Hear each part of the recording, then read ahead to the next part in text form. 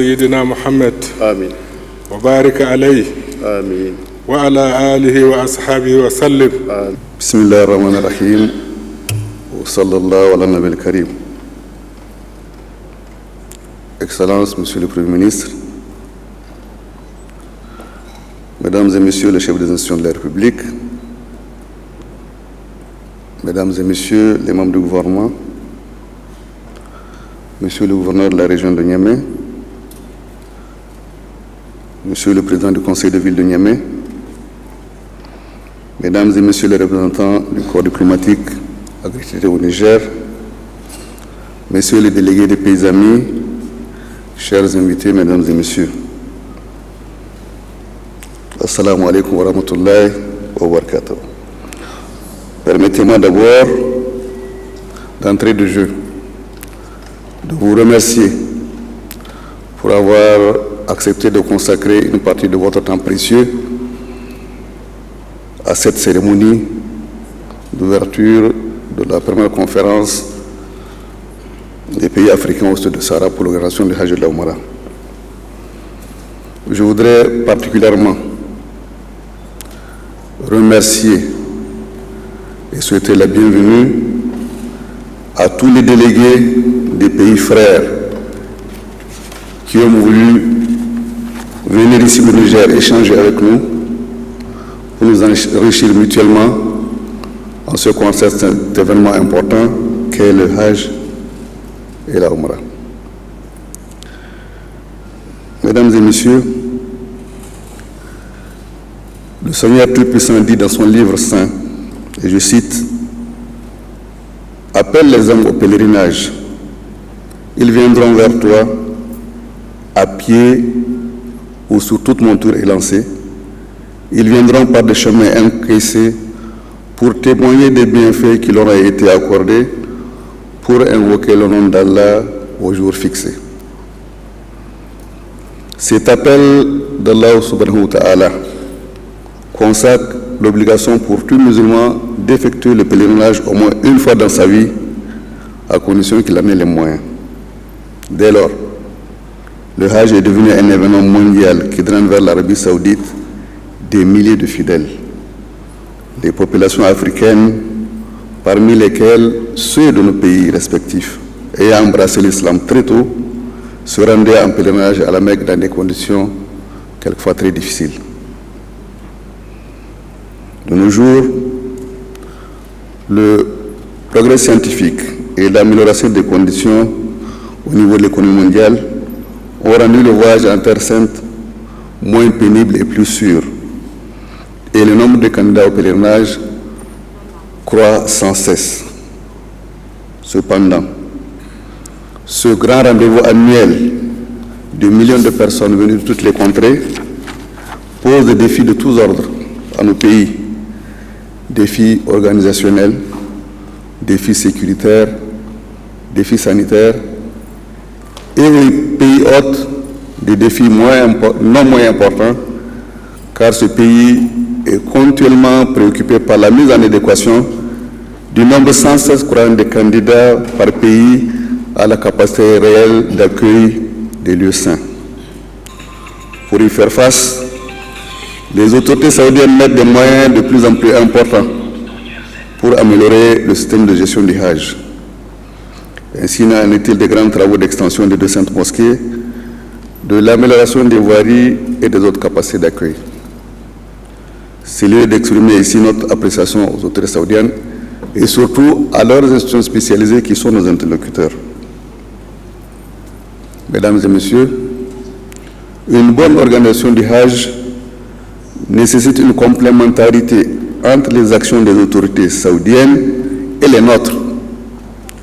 Car pour être bien comprises par l'ensemble des musulmans, toutes les mesures prises doivent être bien expliquées et bien diffusées dans nos pays. Tant il est vrai que pour tout musulman, aller à la Mecque est une aspiration naturelle qui ne devrait en principe souffrir d'aucune entrave.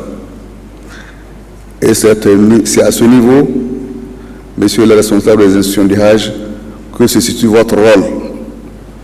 C'est un rôle d'interface entre les exigences des États et les attentes tout à fait normales des populations. Pour remplir ce rôle efficacement, vous devez avoir beaucoup de pédagogie, ou nous devons avoir beaucoup de pédagogie, de compétences et de rigueur. Mais nous devrons aussi pouvoir compter sur un appui diplomatique puissant et un statut approprié. Mesdames et messieurs, au-delà des réalités de nos choix institutionnels, notre préoccupation est la même. Elle est de réussir le Hajj pour tous, c'est-à-dire pour le pays hôte, dans le respect de ses réglementations. Pour le pays, en assurant à nos pèlerins des conditions les meilleures de sécurité et de sérénité, et pour le pèlerin lui-même, en créant les conditions pour un Hajj Mabrour.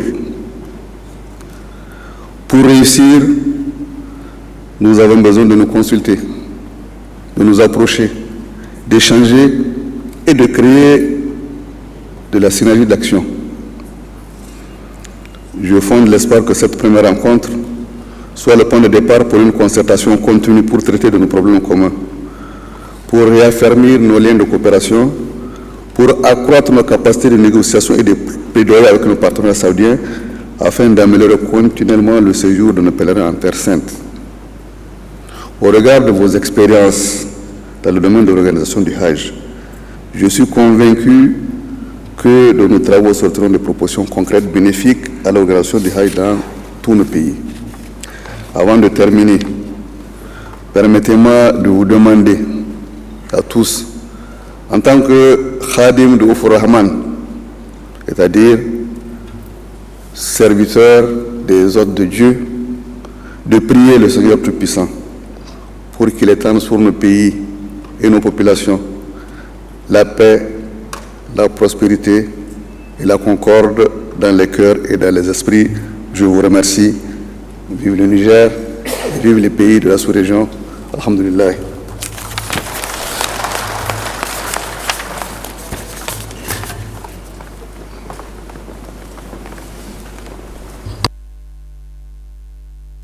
Merci, Monsieur le Commissaire. Comment à ce niveau ne pas saluer la grande vision de nos autorités d'avoir pensé à la création de ce commissariat pour alléger davantage les conditions de transport, d'hébergement et d'observance de cette obligation religieuse que le Hajj. Nous allons à présent suivre le discours d'ouverture de son Excellence, Monsieur le Premier ministre, chef du gouvernement, Monsieur Brigitte Raffiné. Excellence.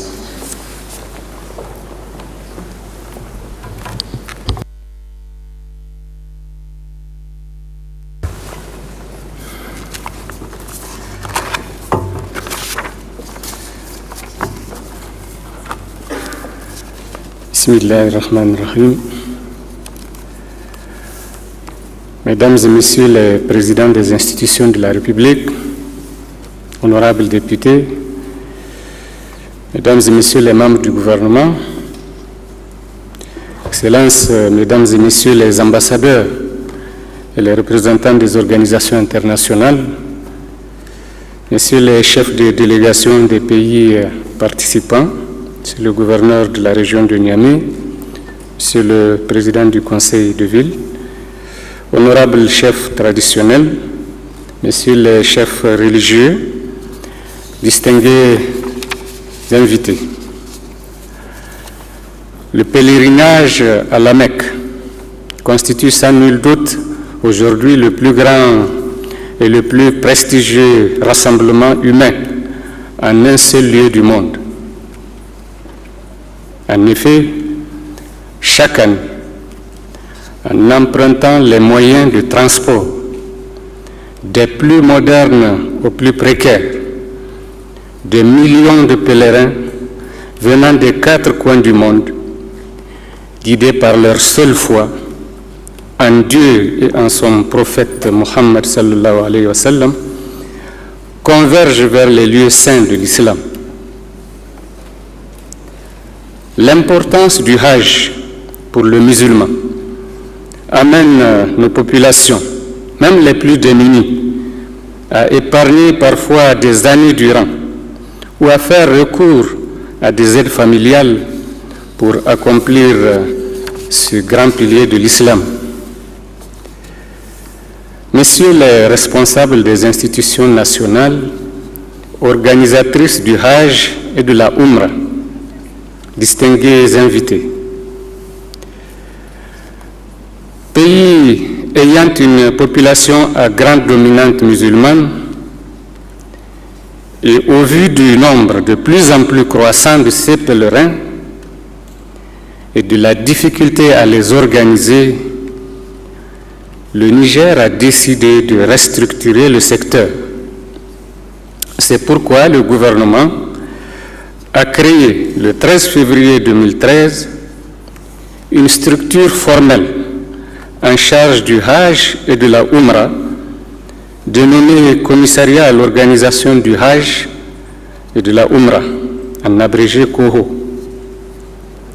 Cette structure, rattachée au cabinet du Premier ministre, sert d'interface entre, d'une part, les agences privées d'organisation du Hajj et l'État, et d'autre part, entre ces agences et les autorités saoudiennes en charge du Hajj. Elle est dotée d'un personnel qualifié et d'un budget conséquent pour l'atteinte des objectifs qui lui sont assignés. Par la grâce d'Allah, en seulement une année d'existence, le COHO a pu non seulement juguler des problèmes qui étaient le lot quotidien de nos pèlerins, mais aussi améliorer de façon significative la qualité des services qui leur sont offerts. Cette volonté politique d'organiser et encadrer le pèlerinage à la Mecque, beaucoup de pays l'ont exprimée et ont créé, à l'instar du COHO, des structures en charge du Hajj et de la Umrah. Mesdames et messieurs, si nos États, à travers les structures dont je viens de parler, ont pu faire face à certaines difficultés que rencontrent les pèlerins en